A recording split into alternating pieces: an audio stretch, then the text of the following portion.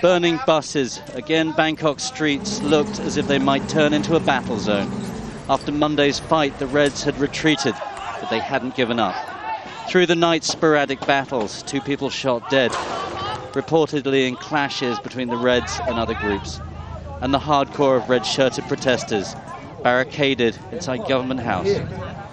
Within that enclave, at the center of these violent protests, about 2,000 people. But women, children, the old, how much of a fight would they put up? The soldiers returned, and with them came the tension that has cut through Bangkok these last few days, manning the barricades again with improvised weapons. But these people now know the army isn't playing games. A woman approached us in obvious distress. She told us bodies had been taken away in garbage trucks from the Dindang intersection on Sunday night. Her friend had heard her husband was shot. He hasn't been seen since. Then more tension. The rumor spread that the army were moving in at 10. Representatives from both sides met. The protesters came out with arms raised. The gunfire of yesterday had done its work.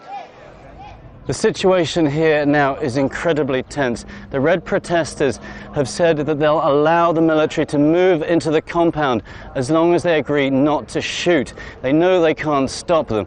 Nonetheless, the military, very nervous, inching forward bit by bit.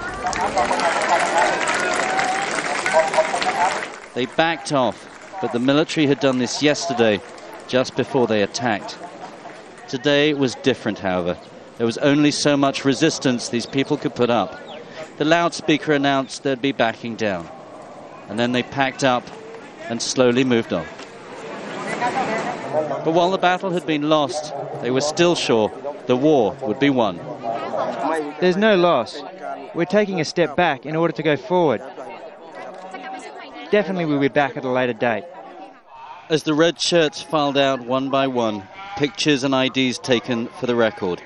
The Democratic Party, the government, perhaps not living up to its name.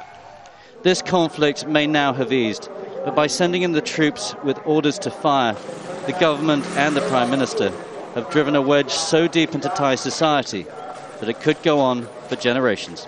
Tony Cheng, Al Jazeera, Bangkok.